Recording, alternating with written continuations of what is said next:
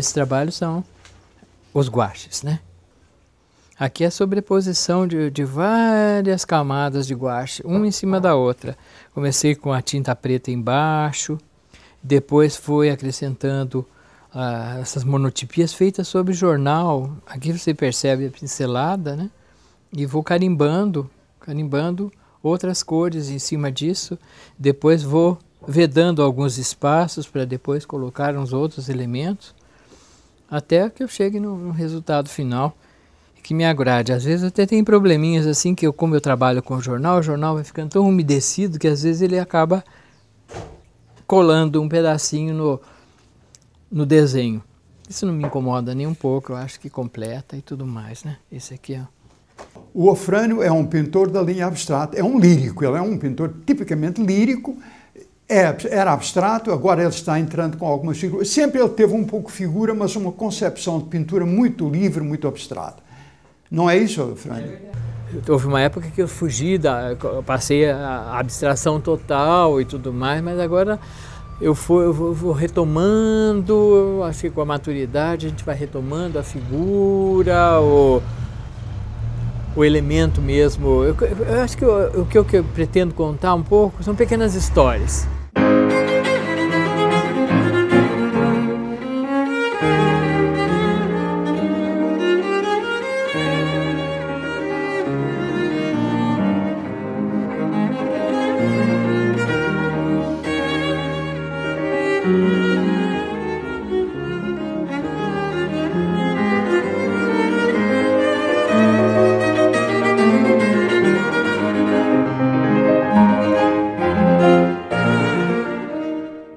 Por exemplo, essa escultura, que é uma escultura muito livre, é uma escultura abstrata. De repente, ele encaixa muito bem dois rostos que se beijam. Quer dizer, um tema clássico, o beijo, que ele usou de uma maneira muito original. Não é? Quer dizer, a figura é importante, mas ela se encaixa dentro de um conjunto totalmente livre, não é? Abstrato. Eu acho que o Afrânio é consciente naquilo que ele faz, é batalhador e trabalha, por exemplo, com cerâmica há muitos anos. Até a cerâmica de Afrânio, a gente dizia que é uma paciência de índio, porque ele faz do barro uma joia. Então ele lapida o barro, ele dá uma personalidade própria para o barro, quer dizer, o barro passa a ser um Afrânio.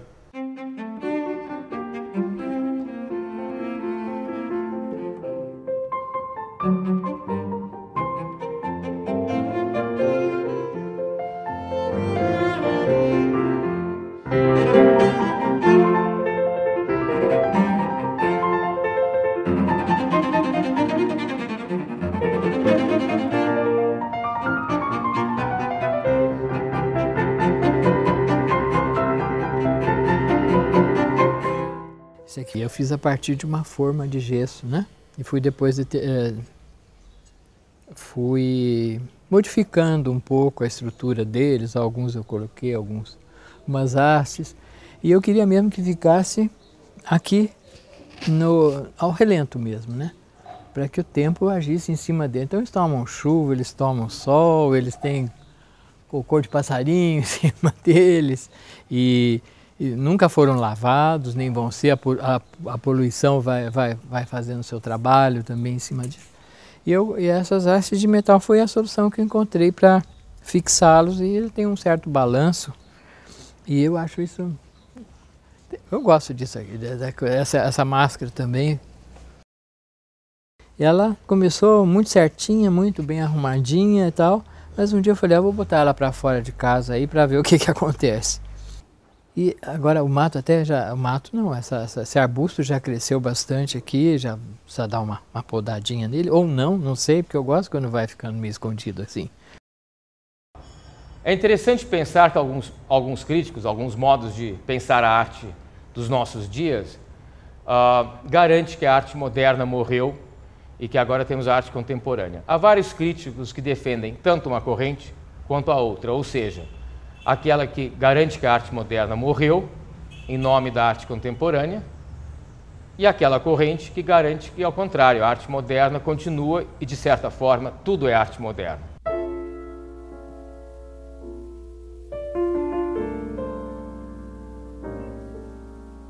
Aquela foi um recorte de aquela pessoa brava, marruda lá.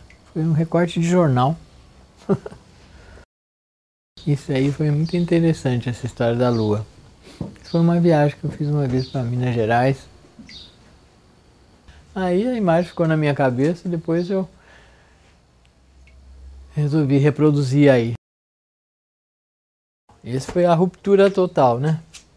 Sair dessa coisa muito estabelecida, em que eu precisava mesmo do suporte da figura mesmo, ela com toda a sua intensidade, com minúcias, né, de tal, para um traço mais solto, mais leve e comecei, na verdade, ele era assim, né, aqui era uma janela, uma porta, e ali no céu, e ia ter alguns elementos ali, eu virei o quadro, peguei um rolinho desse de pintar, peguei tinta de parede mesmo e comecei a tentar apagar, e começou a dar uma composição legal, eu falei, ah, não, vai ficar assim mesmo.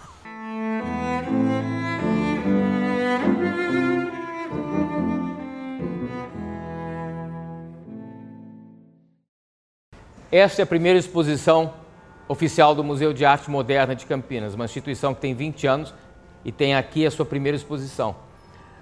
Esses são os trabalhos que o Afrânio Montemurro escolheu para representá-lo nesta mostra de 16 artistas. É interessante porque nesta fase ele recupera vários aspectos das suas outras fases, como por exemplo as modelagens que ele fez em argila de texturas dos muros e das ruas de Ouro Preto, e também recobra um pouco do geometrismo, digamos assim, da geometria de certas fases do Afrânio, em que ele alterna a rigidez cerebral geométrica com elementos orgânicos, ou seja, oriundos do corpo humano. Aqui as mãos e aqui uma sugestão muito leve dos perfis que ele usa em muitos dos quadros dele. Eu acho realmente que a pintura, eu pessoalmente sou também um pintor da linha do abstracionismo lírico, não é? Que teve muitas etapas, não? Eu entrei no abstracionismo lírico quando eu estava na Europa, em Paris, quando estava na grande voga o informal. O Afrânio vem depois, e ele é um abstracio lírico muito singular, mas que também, ele é um lírico acima de tudo, mas nem sempre é abstrato e nem precisa ser. Ele por vezes inclui figuras. Em todo o caso, ele tem uma pintura tipicamente lírica e na linha muito livre e meio abstrata. Afrânio é um profissional, ele acorda como todo e qualquer elemento, faz tudo que qualquer elemento tem, mas só que ele tem uma coisa, ele é sensível. Tá? Ele foi aquinhoado com aquilo que se chama dom. E ele trabalhou esse dom, e trabalha esse dom. Quando eu o conheci, ele trabalhava com lápis de cor. Fazia uns trabalhos, inclusive eu tenho um, é muito bonito, eu acho que eu tenho um trabalho de cada fase dele. E eu conheço pessoas também que fazem questão disso, de ter um trabalho de cada fase dele. Tenho o maior orgulho de ter uma verdadeira exposição do Afrânio em casa. Eu também tenho orgulho de dizer que ele é o artista que mais vende. Ele sempre teve um preço muito bom e as pessoas gostam demais dele e o trabalho dele sempre surpreende. A gente abre exposição, já teve exposição dele, que abriu e vendeu tudo. Ele repôs os trabalhos e continuou vendendo. Mas ele também pratica um preço que as pessoas podem adquirir, né? Não fica uma fantasia. O dele é um preço real, ele vive do trabalho. Inclusive, ele vive o tempo todo como artista plástico e professor, né?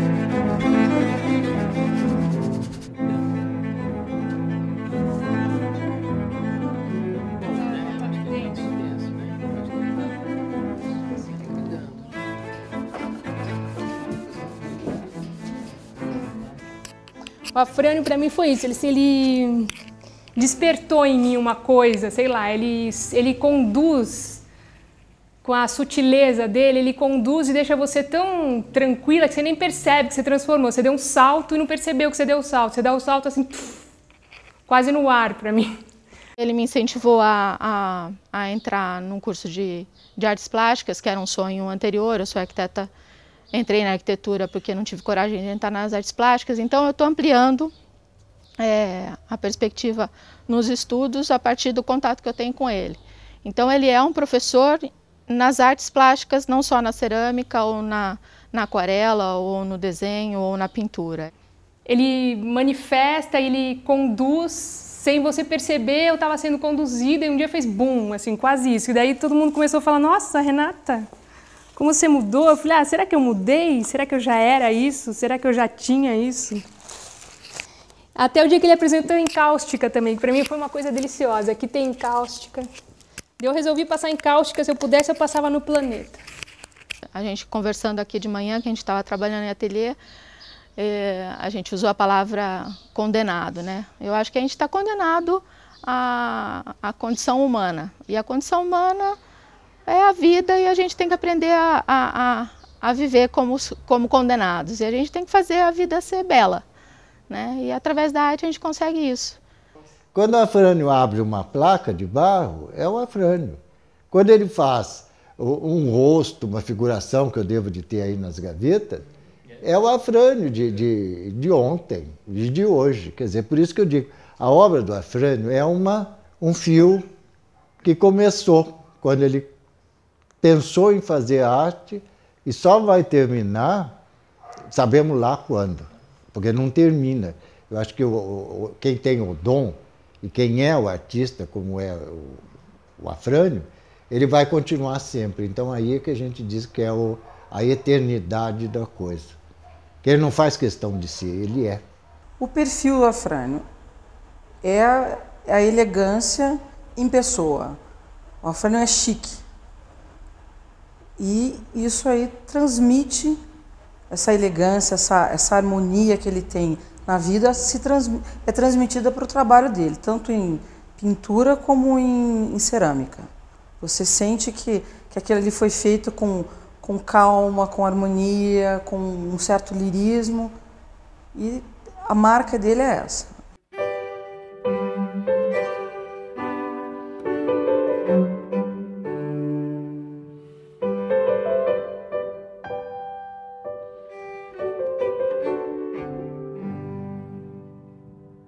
Então, o Afrânio, assim, é uma pessoa tão querida e é uma pessoa, assim, que para dividir o trabalho com ele, para fazer as coisas com ele, é uma coisa muito legal.